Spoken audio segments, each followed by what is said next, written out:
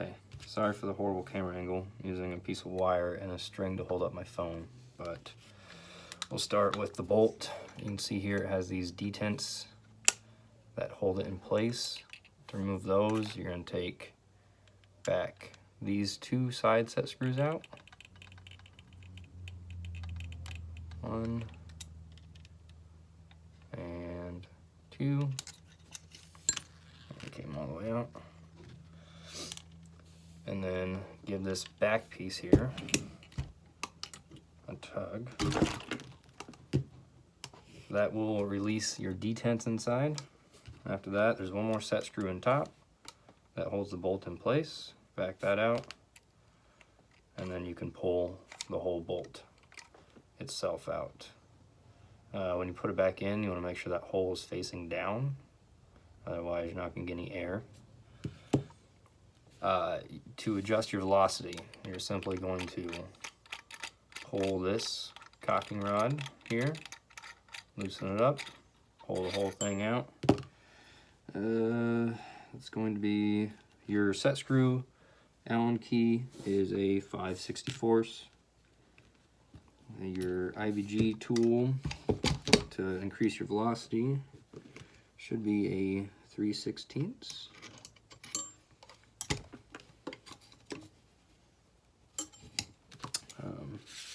So what we're going to do here, take a 1/8, loosen up this beaver tail so I can get it out of the way.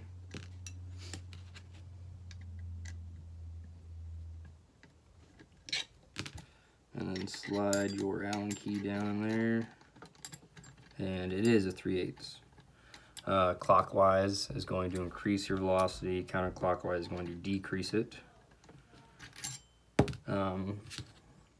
So that will be basically all you'll need to do on the field. If you need to pull your bolt to squeegee out the inside or increase your velocity, you'll need a, like I said, 3/16 for your velocity and a 5/64. Yeah, 5/64 for your set screws. But I will go ahead and pull this whole thing apart for you, just so you can see what's going on inside. Slide it on this stand here.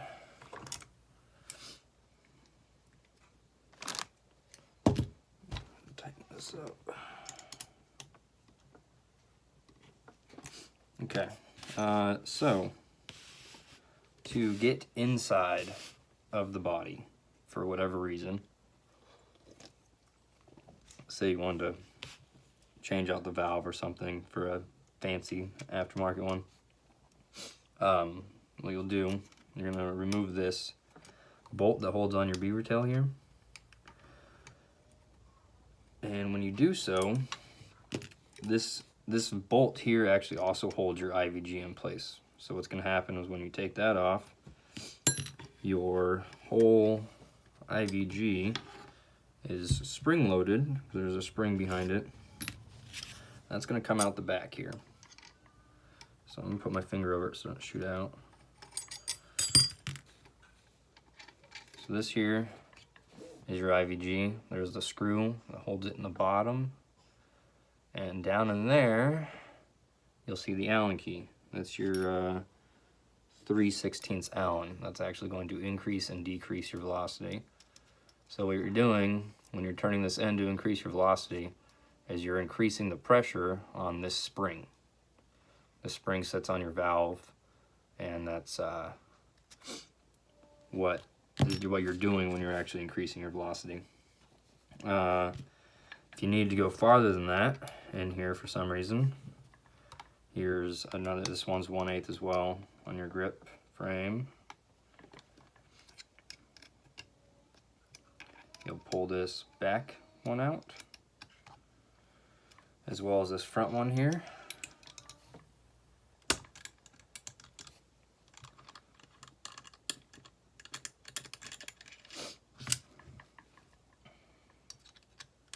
Just those two bolts, and your whole grip frame assembly will come off.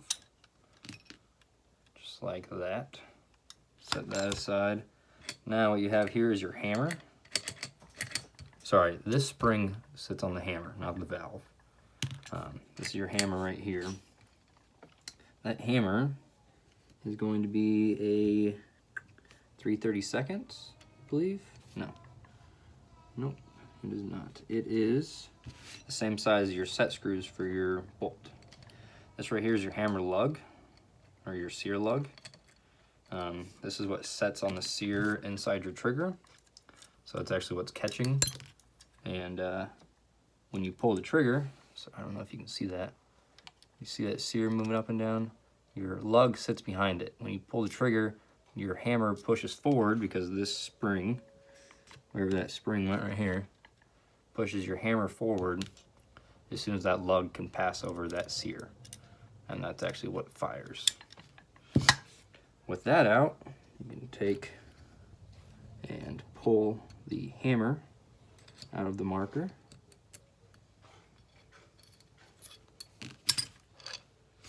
Here's your hammer. Now these are old. This is, like I said, this is from early 90s. This is the old style IVG, old style hammer. I have another marker right here. If you'll notice, this one doesn't have a bolt in it because this lower tube is actually threaded, so the IVG threads into the body just like on your Resurrection. It also has a hammer lug hole up here, right there, for you to adjust your hammer lug from the top. You can't do that on this one. You have to adjust it from the bottom. With these triggers, though, there's not really much need for an adjustment. My personal Sniper 2, I was showing you, I actually had it modified. So I've got a hammer lug hole drilled, and the IVG is actually threaded. If you can see down in there, it's got some threads in it. I did that so I could run newer style internals, which I can hook you up with the guy who did it for me if you'd like. Do it pretty cheap. There's no reason to. It runs just fine on these internals. I just wanted to put some new ones in there. I thought I had a hammer out here to show you the difference, but I don't. I'll pull it out of this one. Oh, my phone's gonna die. Okay, here we go. So this one's actually threaded. You know this because your Resurrection, it's the same thing. So this is the difference between the IVGs, the new style and the old style. So this one's threaded, threads into the body. This one's smooth and is held in place by a screw. When you put this in, obviously make sure this side is out, not this side. That side is the side your spring sits into, which again I lost. Here it is. So it's going to sit in your marker like this. Hammer, spring, IVG. Inside of here is your valve, which, I mean, I'm over here, so I'll pull it out for you and show you. Let me find the right size Allen key. Nope. This is going to be a 5/32 Allen key. So this is your valve set screw I'm taking out right here. And that's to make sure your valve doesn't turn, because your valve sits in there a certain way and that locks it down. Now this here is an autococker valve tool. You can get them on eBay or A&S or Paintball Gateway, autococker parts, anywhere else. They sell paintball stuff. You're gonna set that down there and you're gonna pull out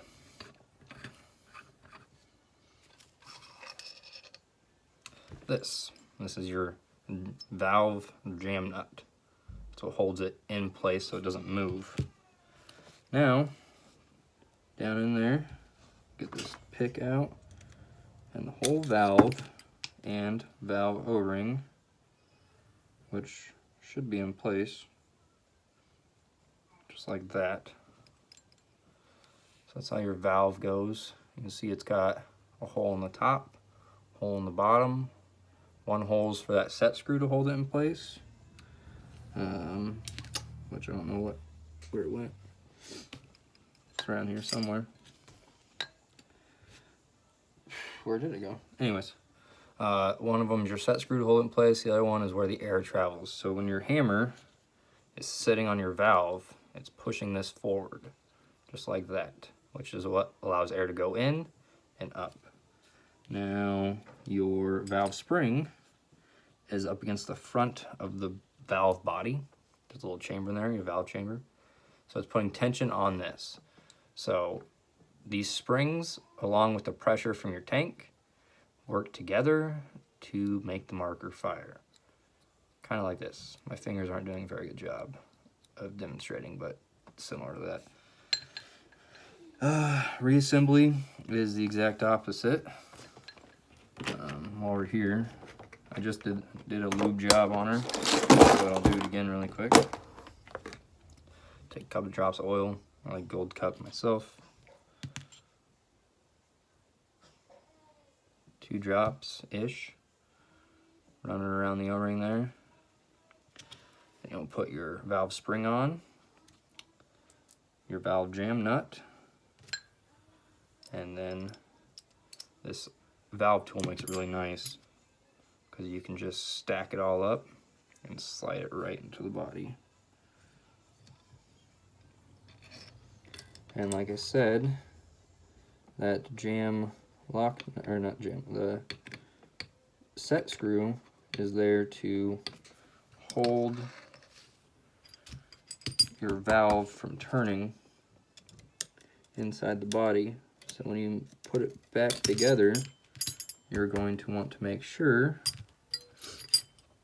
that it's sitting correctly. Yeah, one of those areas. It doesn't matter which side is up on this valve. On these old WGP valves, it doesn't actually matter which way's up and which way's down. But one of them you'll see kind of has a little bit of a groove on it from that lock nut sitting on it. Which I need to find that lock nut. Oh, it's still on the Allen key. Go figure. So this will sit on there like that and keep it from spinning. I'm not sure if you're seeing any of this because of this shitty camera angle. So we're gonna slide that back in there, give this another try. I'm actually gonna take the gun off the stand. It makes it easier to do this part.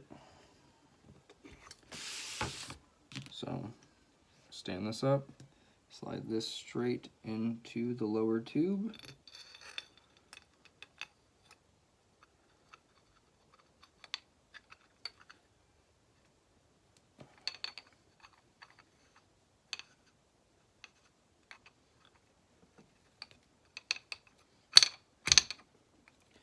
Sometimes they get a little cockeyed when you're putting them in, so might take a try or two to get her in there just right.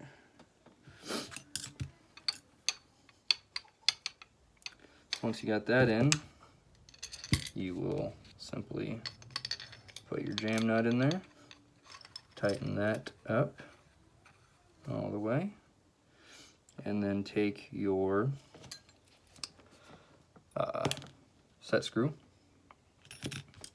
Make sure your valve is lined up correctly. It might take a little bit of turning to get it right. These don't really need any kind of sealant. You can put a drop of blue Loctite on it if you want, or Teflon tape. They don't really leak that often. They don't need to be screwed down super tight. Just a little pass flush, and you'll feel it start to tighten up. You don't want to do it too hard because that valve is brass. So if you over tighten it, you're just gonna eat up the valve, which is a big deal, but it is what it is. And then this simply slides in, hammer, and then your IVG. And you will take, I'm going to do this without the beaver tail just because it's easier. Drop that in there. Get it to line up. And that will hold your whole lower tube in place. And where did that 3/16 go? Here it is. So, you know, like I said, counterclockwise in, increases the pressure on that spring. which will raise your velocity. And then you'll simply line your hammer back up, which I should have done before I put that screw in there actually. You can always thread your caulking rod back into your hammer and then turn it until you see the hole, and then you simply put your lug back in and tighten it up. So the farther in that you tighten this, and if you're going to have it loose, you're going to want to Loctite it so it doesn't move. This one I like where it fires basically snug. You get it snug and you're good. The farther up it is, the less that sear needs to move down to actually fire the marker. If you want your sear, or if you want your sear to fire all the way at the end of the pull, all the way back, you're going to want this as far down as you can get it. All the way up on this one seems to be a good spot. Basically what you want is you want to make sure you have a nice reliable sear point where you're always going to catch the sear, so you don't have a point where it doesn't cock. If you have it too far in, it might skip the sear and then it doesn't cock. But you want it far enough down or far enough in that you like the trigger pull. This one just snug seems to be good for me. It's really simple to change. Like I just showed you, you just pull the frame off and you can mess with it. And then 1/8 Allen key to put your trigger frame back on. This is when that stands nice.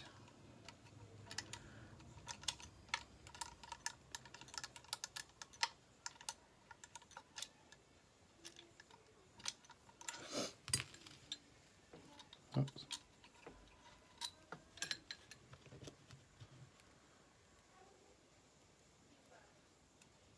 There we go. Okay.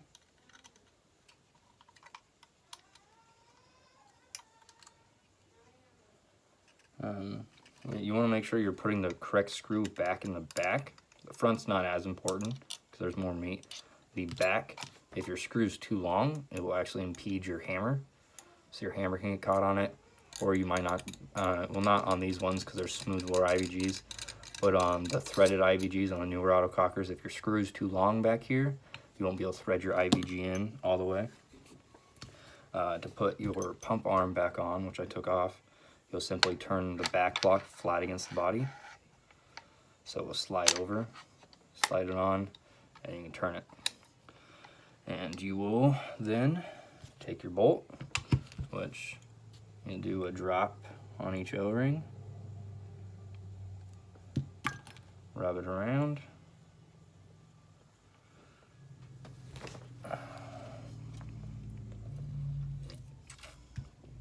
sorry, I have not been paying attention if you can see any of this through the camera at all, so I really hope this video wasn't a waste of time and that you actually saw something.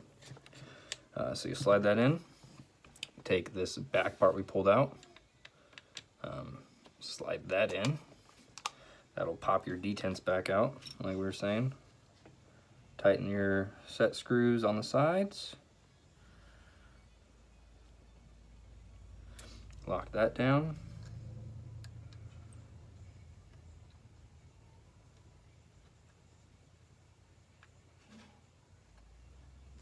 Tighten your set screw on the top. And that's it. So you can, like I said, you can just run air into here. You can just screw a tank straight onto here. You can run a remote line on here. Or just like this other autococker I have here, you could put an ASA and a regulator on it and run, you know, an ASA and a regulator like that. It's real versatile, however you want to set it up. My other one, you know, I got it to run off 12 grams, so it's set up like that. But you can run just straight air into here, a remote line, you know, whatever. You'd put straight CO2 into this. These guns were made when CO2 was all there was, so that was the only option. So yeah, that's, put the caulking rod back in. That's it. Complete disassembly, reassembly. There is an O-ring right here between this and the body. It shouldn't go out on you, but if it ever does, the bolt in here, your vertical ASA bolt, it's a 1/4 inch 12 point, so it's kind of a strange socket. You might have to get it offline or something, but you just take that out, you can put the new O-ring in, and should be good. She doesn't leak, fires. I'll throw some air on her tonight and make sure she still doesn't leak. But here it is, and hope you enjoy it.